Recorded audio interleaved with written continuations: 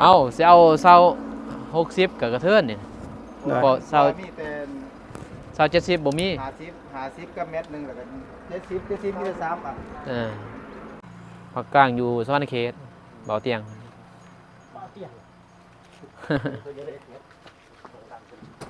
เพิ่นก็เลือกให้คักเลยเนาะบริการดีเลย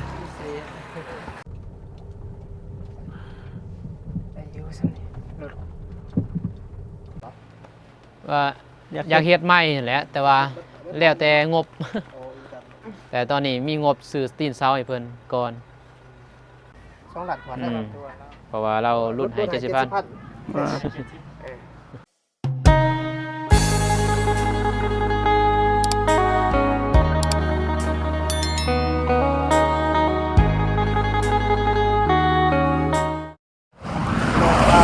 น้องเอ้ยซื้อตีนเสาเนาะไปดีเด้อเด้อ2เมตรบ่2เมตรโอ้แล้วแต่นะไอ้เอาสิเอาเสา60กับกระเทินนี่บ่เสามีแต่เสา70บ่มี50กับเม็ดนึงแล้วก็70มีแต่3อ่ะแต่ก็สูงได้เนาะเขตนี้อันตรายได้อย่างแล้วแต่อ้ายตัดสินใจนะน้องบ่ฮู้ปานใดฟังอยู่บ่ฟังมันฟังน้องสาวเสร็จมันจึงแน่นเนาะแน่นเพราะว่าไปเฮาก็ต้องได้ฟังเฮาต้องได้ควบคุมลูกแบบนั้นบ่เอาก็นั่นแหละแต่เสาตีนนึงเท่าไหร่นี่ได้บ่ได้2,300 2,300พังกับเสาเส้นกับน้องพินยังได้พังเด้เนาะน้องพินน้องไปดีเด้อบ่เมกเด้อน้องจันทนากับพังลงเด้พี่เด้น้องจันทนากับเสาเส้นนั่นแหละเพราะว่าเฮาก็ต้องได้ฟังลูกคันบ่ฟังลูกแม่นเวลาลงมามันมีกันจริงๆเลยอย่าสิต่างนี่ก็เคียดท้องไหลก็ดิ้นต้มนะแม่บ่ลบบ่ก็มันก็บ่แห้งบ่ได้เพราะว่าตัวนี้50บ่นี่แม่นตัวนี้น่าเศร้าตัวนี้พุ่นก็ได้50กันหน้า18หน้า20มันใหญ่กว่าเสาหน้า15นะนี่หน้า15บ่นี่ตัวนี้มันน่าจะเอาตัวนี้ก็ได้อ้ายเป็นคนเซ็กเสามื้อนั้นนะมันใหญ่ซำใดเสาแล้วเสามันมี4เมตรกับหน้านี่แหละหน้า15นี่แหละหน้า15แต่ความสูงหัน4เมตรบ่เมกก็3เมตรก็มีเนาะแต่เฮือนสิเฮ็ดได้แต่3เมตรนั่นแหละเฮือนมีแต่ว่าตัดสินใจเลยบ่เมกก็อ้ายน้องเอ้าน้องบ่ได้เบิ่งเสาเด้เบิ่งอยู่แต่ว่ามันเสานี่ใหญ่กว่านี้บ่บ่เสาก็ซ้ำนี่แหละเด้อแต่ว่าความสูงอะนะพอเขตนี้มันฮ้อนนั่นแหละอาจสิเอาต่ำน้องเพิ่นอยู่กลางเนาะอยู่เนี่ยเพิ่นยังนั่งอยู่คนอันนั้นติคนแบบทุกอย่างเนี่ยเนาะโดยทุกอย่างมันจังไปดินต้มเฮาเอาตัวยาวไปโดยฟังประมาณ30เซนโดย34เหลือ70สมมุติว่านะโดยแต่ตัวเป็นบ้าบ่มีเนาะเป็นบ้าคือบ้าก็บ่พอได้โอ้นี่มีอยู่นี่อยากบ่พออีกตัวเป็นบ้าอันนี้ได้คักได้เนาะหั่นไข่เนาะมุ้ยปิ๊กผู้ที่6กับตัวบ่บ้าพวกอันบ่บ่พอโอ้คันบ้านี่เรื่องอยู่บ้านี่หั่นน็อตใส่เลยแน่นหน้าดีบ่มีปิ้วบ่พออีกโดยก็เอาตัวนี้ซะเจ๊บอยมีแต่เอาตัวนี้แหละจัดไปเลยแต่ว่าเพิ่นไปส่งมันสิตามอยากได้ตามกับคุณลงเขาก็บ่ใกล้ดอกเขาประมาณเขาห้องไร่เด้อยู่บ้านเขาน่ะในบ้านโดยนี่นะไปนำเลยก็ได้จบขึ้นก็ไปเลยนี่โดยบนป่ายไปนำกันเลยก็ได้เพราะว่าเก่าตีนเนาะเก่าจมใส่เลยก็ได้ใส่เด้อได้อยู่นี่เดี๋ยวเอาตัวนี้นะพอดีมันจึงเย็นมันเพราะว่าพี่น้องเอ้ยเนาะถ้าว่าสิซื้อตัวมันบ่มีเนี่ยอยู่เทิงก็บ่มีไปเบิ่งแล้วอยู่เทิง60อันไหนอยู่เทิงบัดนี้อยู่แข้งมันเข้าไปในพุ่นเนาะเข้าในก็ลุ่มพุ่นแล้วลุ่มแข้งไปมีอีกแต่ว่าสิมีบ่เพราะว่าที่เขตนี้เขาใส่แต่ซ้ำนี้เนาะ กันนี้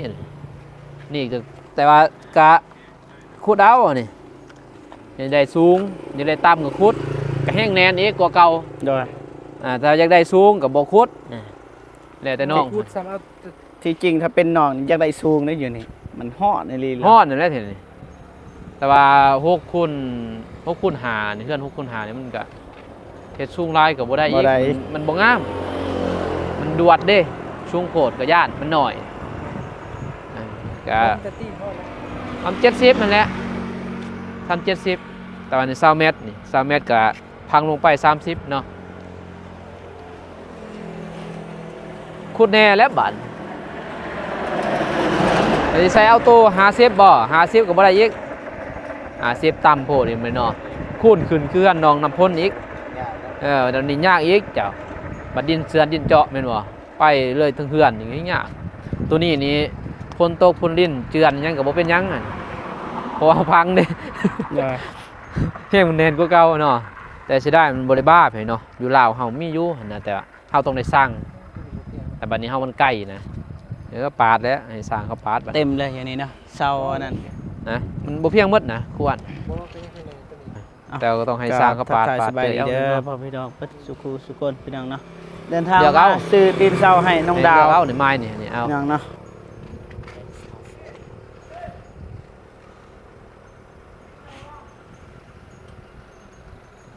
เอาละมาคิดว่าคนจีนนี่เห็นเพิ่นนี่คนจีน คนจีน เขาบอกว่าคนจีนบอก นะก็มากอยู่ อ๋อเขาคิดว่าเป็นคนจีนหน้าตาคือจีน เอาคนจีนอะไรคนบอกว่า ใส่เด้อrồi rồiมาใส่เป็นมีเลยบ่บ่พี่น้อง ไม่แต่ที่พูด บ่ใส่เสื้อแขนยาว ตัวนี้แหละ มันหอน แต่เอาตัวเพียงๆแน่โดยเอาตัวเพียงๆแน่โดย มันไม่มีหรอก เอาใส่เด็กซีเซนวัดไอ โดยตัวเพียง เอาตัวที่เพียง โดยนะพอได้ค้าอยู่บ่เออ บ่ได้ยังไงเนาะ อืม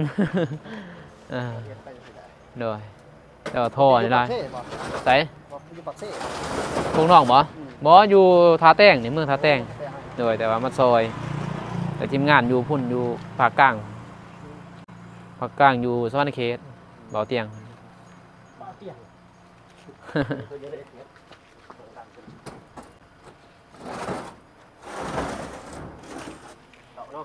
พาตัวนี่ครับ แต่ว่ามีแต่โทรนอลายไปจะได้ตัวบ้านนี่มีแต่สร้างเอาเนาะคักอยู่นะเดี๋ยวนี้ คนน้อยนะคน2 3คน โดยก็ในนี่คักอยู่เพียงไงเป็นบาเป็นยังอะนะเอานั่นเนาะแล้วก็หั่นน็อตไซแบบนี้ แม่นมีผู้หนึงเขาจะสั่ง โน่มันบ่ปิ้วเนี่ยอันนี้มันจะโจมเลยแต่ว่าคนลาวเฮามักใส่แบบนี้เพียงหน่อยเนาะแต่พังไทยเพิ่นมักใส่แบบนี้ เทือกกับเคิน ไหน เคินเรื่องสิเศร้าของเรา มันหลายปีเด้หลายฟ้าหลายปีมันลุกลงดินเนาะมันก็โกงไปนะฮะเพื่อนใหม่เฮ็ดจังได๋ไปตามอายุการคนเฮาคือกันน่ะเฒ่าไปโกงลงไปคือกันตามวัตถุก็คือกันบ่มีหยังดอกมันสิคือเก่าโดย นี่เลย ได้อยู่สำได้สำนึงนั่นแหละให้สร้างเพิ่นปาดแน่ สร้างมีเฮ็ดนะ บ่กันเนาะนั่นแหละก็เปิ้เลยเนาะเปิ้ก็แตกเลยบ่คือเฮาเทไว้ ตัวนั้นมันจะเอาเสียตัวนั้นหมด เด้อ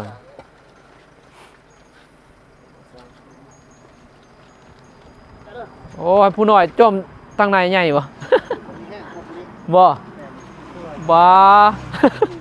คนอะไรแห้งกว่าเพราะว่าเฮ็ดเกินเลยเด้ บ่ มันหม้อคันแห้งมวยหม้อน่ะ โอ้ ปาดหนาอยู่ คุณ เสานี่ทั้งโคกเลยอ่ะ โอ้ เข้าซ้ำนี่หม้อนั่นเดียว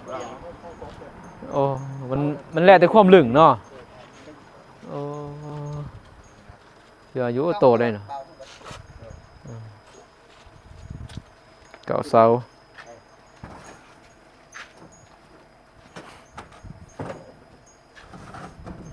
มาซื้อแต่ดนนี่จักสิเจอน้องเพิ่นจักบ่เพิ่นเนาะการยังบ่ฮู้คันบ่เจอมีแต่ว่าไปมอบให้เลยอยู่เฮือนนั่นแหละพอเฮาติดต่อแล้วหาน้องติดต่อหาน้องเพิ่นแล้วมันเพิ่นบ่ได้รับนะ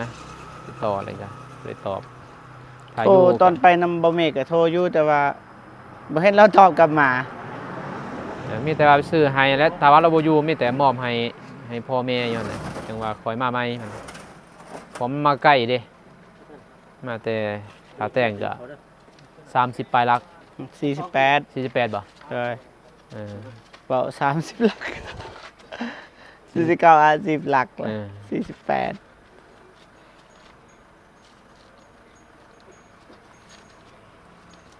2 4 6 8อย่างหนึง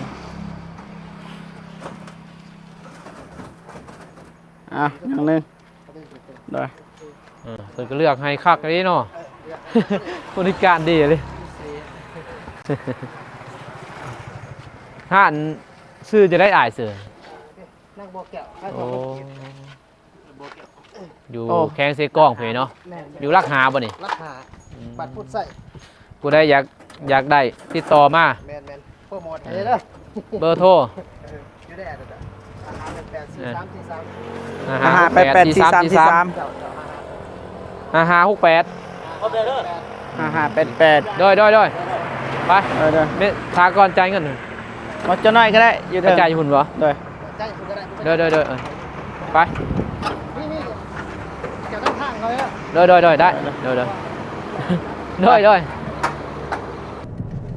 อ่ะแล้ววันนี้พี่น้องเอ้ย ทางเข้าบ้านน้องดาวเนาะ มา อ้าวเขาได้ยี่บ่คันน่ะ ได้เบิดนะ คือจอดอยู่หั่นมีศูนย์ดีแม็กของไปอันนง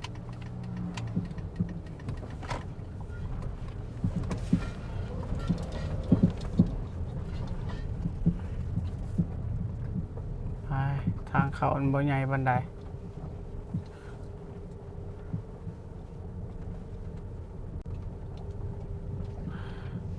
อายุสันนี่รถเขาธนาคาร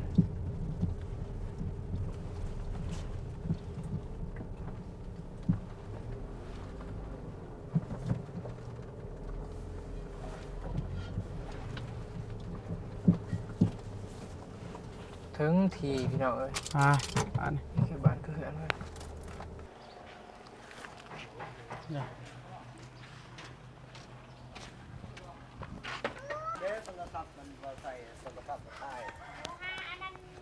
อะไร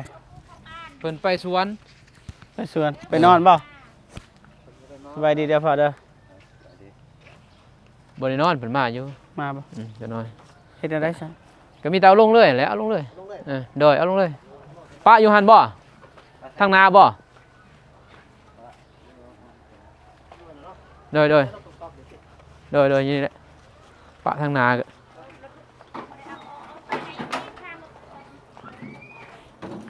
ป้าอยู่นี่เนาะ ใหญ่เนาะ โดยอยู่นี่แหละโดย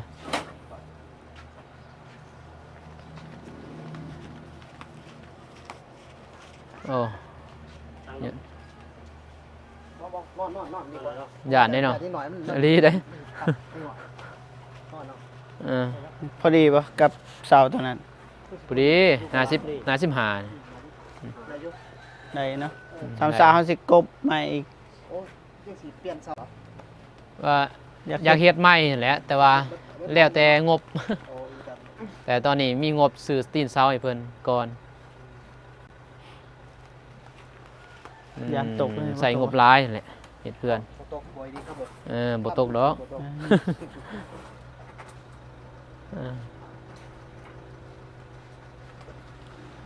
น้องเพิ่นไปสวนพี่น้องเอ้ยมันตลอดทาน้องเพิ่นมาจังหน่อย ดู อั นะ ปเดตทาเนี่ยด่วนบ่จ้ะ บ่แล้วเฮาแฮงอยู่นี่อีก สิเข้าไปพุ่นบ่ แม่ โอ้อัดเพลง เออ โปรเจกต์ใหม่อยู่บ่นี่ บ่อัดไว้ก่อน อ๋อเกิดเฮ็ดโปรเจกต์ใหม่อีก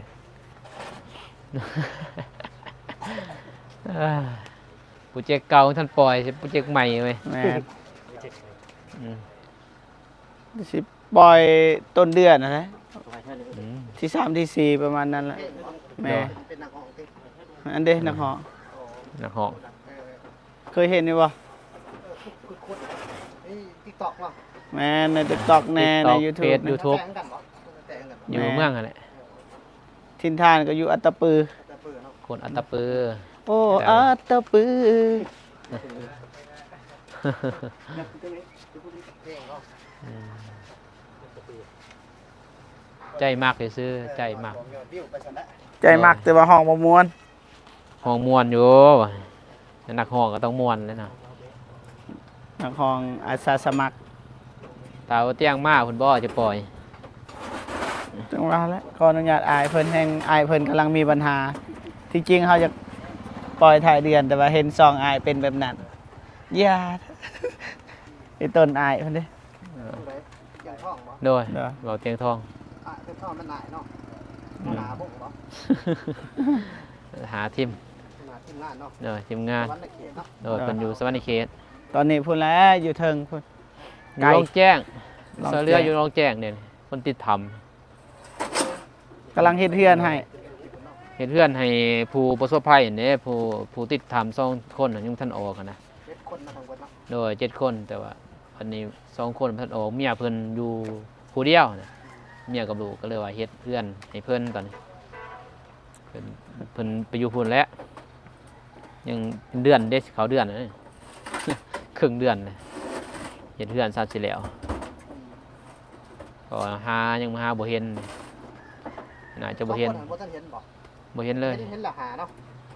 ออกแล้วหาคนแต่ว่า2 คนน่ะมันสิออกยากแหล้วเพราะว่าน้ำท่วมเลยเด้แต่เฮาก็ โอเคบัดนี้พี่น้องเท่าไรก็อาย ชั้น3คุดกับ คูณมึงอ่ะ โทรศัพท์พุ่นแล้วอยู่ใน สิ ร โอ ถ นเงิน ให้อ้ายเพิ่นโกนเนาะ 2,300เนาะ อืมคูณ9 2,70,000เอา2,000,000ก็ได้70 โอ้ บาท เข้าใจเลยล่ะ โดยใจบุญคือกันได้นี่ ขออนุโมบุญนำมาแหล้ว อ่า พี่น้องเอ้ยเนาะ ได้ เดี๋ยวขอบใจหลาย มา QR อ่า โอ้หลุดให้มาถึงหานแล้ว เออกะแวะหาได้เพิ่นว่าอยู่ใกล้แถวเทศบาลเมืองแข้งเซกองเพิ่นไปส่ง ไปส่งเบิดตัวเขตนี่เนาะ แม่นเขต อืม เทศบาลไปส่ง ส่งถึงที่พี่เนาะ ส่งฮอดผู้ใดอัตตปือก่อนนะ ไปฮอดตะปือบ่ สวนกล้วยมีไส้เลย ปา ราคา12กะ โอ้ใกล้เด้เนาะ แม่น ไปฮอดพุ่น ส่งสวนกล้วยจีนเด้ โดย เท่าไรก็ ส่งแค้นทางยังแถวอัตตปือ 2 ล้าน 2ล้านกว่าได้ อืม เพราะว่าเรารุ่นให้70,000 อืม เออน่าสิหาเสาเราเองอะนะ เดี๋ยวนี้พูดอีกเด็กเสาตัวนี้ โดยเก่าเสาผมสลบไม่ได้เฮือน บวกแก้วนะ